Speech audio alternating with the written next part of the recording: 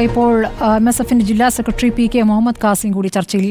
Muhammad Qasem, ഈ കേസിൽ താങ്കളെ ആരോപണ വിധേയനാക്കിയിരിക്കുകയായിരുന്നു CPM. ഇപ്പോൾ താങ്കൾ തന്നെ ഹൈക്കോടതിയെ സമീപിച്ചതിന്റെ അടിസ്ഥാനത്തിലാണ് അന്വേഷണത്തിന് വേഗം വച്ചത്. ഇപ്പോൾ അന്വേഷണം DYFI നേതാവിലെത്തി നിൽക്കുന്നു.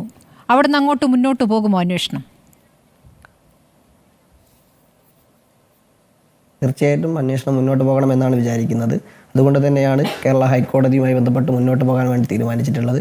നമുക്കറിയാം, ഈ കേസ് വന്നത് മുതൽ നാൾവൈകൾ എന്ന് പറയുന്നത് ഏകദേശം ഒരു മാസത്തോളം പോലീസ് സ്റ്റേഷൻ കയറി ഇറങ്ങിയിട്ട് ഒരു പരാതിയും സ്വീകരിക്കാതെ വന്നപ്പോഴാണ് ഹൈക്കോടതിയെ സമീപിക്കേണ്ടി വന്നിട്ടുള്ളത്. ആ ഹൈക്കോടതി ഇടപെട്ടതോടുകൂടി തന്നെയാണ് ഈ കേസിൽ ഒരു മൂവ്മെൻ്റ് ഉണ്ടാവുക എന്ന് കേരളം കണ്ടിട്ടുള്ളത്. അതുവരെയും കേരള പോലീസ് എൻ്റെ പേരിൽ പരാതി സ്വീകരിക്കുകയോ അല്ലെങ്കിൽ FIR ഇടാനോ തയ്യാറായിട്ടില്ല. ഈ നിമിഷം ഇന്ന് DYFIയുടെ വടകര ബ്ലോക്ക് പ്രസിഡൻറ്റിൻ്റെ പേരിലേക്കാണ് ഇത് അവസാനമായി എത്തി നിൽക്കുന്നത്. ആ DYFIയുടെ ബ്ലോക്ക് പ്രസിഡന്റ് പോലും നിലവിൽ സാക്ഷിയാണ്. റിബേഷ് അതിൽ പറഞ്ഞിട്ടുള്ളത് എനിക്ക് അവിടുന്ന് കിട്ടിയെന്ന് പറയാൻ ആവില്ല എന്നുള്ളതാണ്. അപ്പോൾ ആ സാഹചര്യത്തിൽ ആ റിപ്പോർട്ട് പോലീസ് എന്നിട്ടും റിബേഷിനടക്കമുള്ള ആളുകളെ പ്രതിയാക്കിയില്ല എന്ന് മാത്രമല്ല, എനിക്കെതിരെ അന്ന് രാത്രി 25-ാം തീയതി രാത്രി തന്നെ 153A വകുപ്പ് ചേർത്തുകൊണ്ട് മതസ്പർദ്ധ വരുത്തി എന്ന് പറയുന്ന രീതിയിലുള്ള FIR ഇടാൻ പോലീസ് തയ്യാറായിട്ടുണ്ട്. അപ്പോൾ എനിക്ക് എതിരെ പരാതി എടുക്കാൻ കാണിച്ച പോലീസിൻ്റെ ശുഷ്കാന്തി റിബേഷിനെ പോലെയുള്ള DYFIയുടെ ബ്ലോക്ക് പ്രസിഡൻ്റായി വെറും ഒരു നേതാവല്ല, DYFIയുടെ വടകര ബ്ലോക്ക് പ്രസിഡൻറ്റും വടകരയിൽ തന്നെ ഒരു സ്കൂളിലെ LP സ്കൂൾ അധ്യാപകനും കൂടിയാണ്. ആ രീതിയിലുള്ള ഒരാൾ ഈ രീതിയിലുള്ള പോസ്റ്റ് 2/13 റെഡ് എൻകൗണ്ടർ എന്ന് പറഞ്ഞിട്ടുള്ള വാട്സപ്പ് ഗ്രൂപ്പിലേക്ക് ഷെയർ ചെയ്യുകയാണ്. ആ ഷെയർ ചെയ്ത പോസ്റ്റുകൾ പിന്നീട് അമ്പാടിമുക്ക് സഹാക്കളിലേക്കും അതുപോലെ പോരാളി ഷാജിയിലേക്കും XMLA അടക്കമുള്ള ആളുകൾ ഇത് ഷെയർ ചെയ്യുന്നു. വർഗീയത പ്രചരിപ്പിക്കുന്നു എന്ന് പറഞ്ഞുകൊണ്ട് DYFIയും CPMഉം വടകരയിൽ ഇത് പ്രചരിപ്പിച്ചു കൊണ്ടിരിക്കുകയാണ്.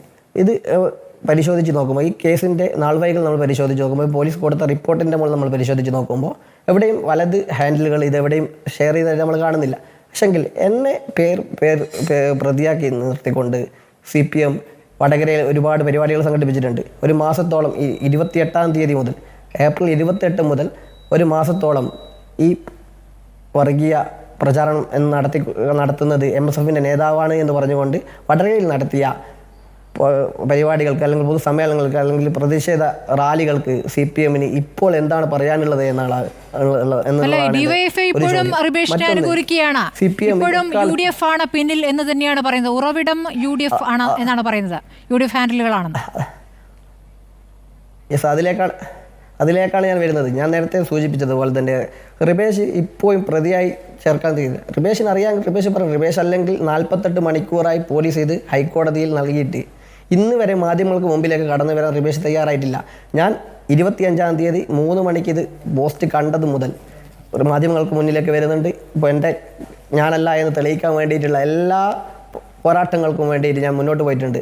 എൻ്റെ പാർട്ടി എൻ്റെ ഒപ്പം നിന്നിട്ടുണ്ട്, സംഘടന നിന്നിട്ടുണ്ട്, മറ്റ് ആളുകൾ നിന്നിട്ടുണ്ട്. അപ്പോൾ ഞാനിത് മുന്നോട്ട് വന്നിട്ടുള്ളത് എന്നെ സംബന്ധിച്ചിടത്തോളം എന്നെ വ്യക്തിഹത്യ ചെയ്തിട്ടുണ്ട്. വടകരയിലായാലും കേരളത്തിലുടനീളമായാലും എന്നെ അറിയുന്ന ആളുകളെ പ്രചരിപ്പിക്കാൻ വേണ്ടി എൻ്റെ പേര് വെച്ചുകൊണ്ട് ഇങ്ങനെ ഒരു വർഗീയ പോസ്റ്റ് നടത്തിയത്, പ്രത്യേകിച്ച് വർഗീയമായിട്ടുള്ള ഒരു പോസ്റ്റ് ഒരാളുടെ പേരിൽ വരുമ്പോൾ ഉണ്ടാകുന്ന വളരെ നിഷ്ക്രിയമായ ഒരു അവസ്ഥയുണ്ട്. എന്നെ സംബന്ധിച്ചിടത്തോളം വളരെ ഒരു മാസത്തോളം ഞാൻ ഇലക്ഷൻ്റെ ദിവസമൊക്കെ കഴിച്ചു കൂട്ടിയത് എനിക്കറിയാം. ആളുകൾ നമ്മളെ നോക്കിക്കാണുന്ന സാഹചര്യം, ഒരു പൊതുസമൂഹത്തിൽ പ്രവർത്തിക്കുന്ന ഒരാൾ എന്നുള്ള നിലക്ക് വളരെ പ്രയാസകരമായ ഒരു മാസത്തോളം ഇടപെടൽ ഉണ്ടായപ്പോഴാണ്. യെസ്, അതാ പറഞ്ഞത്. ഞാൻ എല്ലാ സംഗതികളും ഞാൻ പറഞ്ഞപ്പോൾ എൻ്റെ കേസിൽ എനിക്കെതിരായിട്ട് എന്തെങ്കിലും തെളിയിക്കാൻ പോലീസ് സാധിക്കുകയാണെങ്കിൽ എൻ്റെ പേരിൽ കേസെടുത്തോ എന്ന് അന്ന് മുതൽ ഞാൻ പറയുകയാണ്. കാരണം അന്ന് തന്നെ പോലീസിന് ചില സൂചനകൾ കിട്ടിയിരുന്നു. കാസിം, എൻ്റെ ഒരു സംശയം, അന്ന് തന്നെ പോലീസിന് ചില സൂചനകൾ കിട്ടിയിരുന്നു. പക്ഷേ അന്വേഷണത്തിന്റെ വിവരങ്ങൾ അപ്പോൾ പുറത്തുവിടാനാകില്ല എന്ന് പോലീസ് പ്രതികരിക്കുകയുണ്ടായി. അന്ന് അങ്ങനെ ചില വാർത്തകൾ കേട്ടതായി ഓർക്കുന്നു. യെസ്, തീർച്ചയായിട്ടും. അന്ന് തന്നെ എൻ്റെ ഫോണ് അന്ന് ഏകദേശം 2.5 മണിക്കൂറോളം പരിശോധിക്കുകയും പിറ്റേന്ന് 27-ാം തീയതി വീണ്ടും പരിശോധിക്കുന്നു, 28-ാം തീയതി പരിശോധിക്കുന്നു. ഇതൊക്കെ പരിശോധിച്ചിട്ടും എൻ്റെ പേരിൽ ഇത് ഇതിൻ്റെ ഫോണിൽ നിന്നല്ല എന്നുള്ളത് ഞങ്ങൾ ബോധ്യപ്പെട്ടിട്ടുണ്ട്. ഇത് അന്വേഷിക്കുകയാണ്. അപ്പം ഞാൻ ചോദിച്ചു, എന്തുകൊണ്ട് പിന്നെ നിങ്ങളിത് എനിക്ക് എഴുതി തരാൻ തയ്യാറാവുന്നില്ല? കാരണം എനിക്ക് പൊതുസമൂഹത്തിനോട് ബാധ്യതയുണ്ട്. എൻ്റെ പേരിൽ ഇങ്ങനെ ഒരു പ്രചരണം നടക്കുമ്പോൾ പൊതുസമൂഹത്തിന് ഇത് അറിയിക്കേണ്ടതുണ്ട്. അപ്പോൾ എന്നോട് പറഞ്ഞു, ഇത് എഴുതി തരാൻ പറ്റില്ല, ഇത് അന്വേഷണത്തിലാണ്. ഞാൻ പറഞ്ഞു, എന്നെ സംബന്ധിച്ച് നിങ്ങൾ എനിക്ക് എഴുതി തരണ്ട, നിങ്ങൾ മാധ്യമങ്ങളോട് പറയണോ ഇത് അവനല്ല എന്നുള്ളത്. എന്നെ സംബന്ധിച്ചിടത്തോളം എൻ്റെ നിരപരാധിത്വം തെളിയിക്കുക എന്നുള്ളതായിരുന്നു. അതിന് വേണ്ടിയിട്ടായിരുന്നു ഞാൻ ഇത് മുന്നോട്ട് കൊണ്ടുപോയിട്ടുള്ളത്.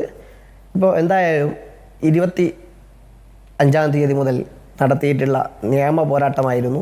ആ നിയമ പോരാട്ടത്തിന് അറുതി വരും എന്നുള്ളതാണ് ഞാൻ വിചാരിക്കുന്നത്. എന്തായാലും ഇത് ഡിവൈഎഫ്ഐയുടെ നേതാവിൻ്റെ പേരിലേക്കാണ് ഇത് എത്തിച്ചേർന്നിട്ടുള്ളത്. അതുകൊണ്ട് CPM ഇതിന് മറുപടി പറയേണ്ടതുണ്ട്.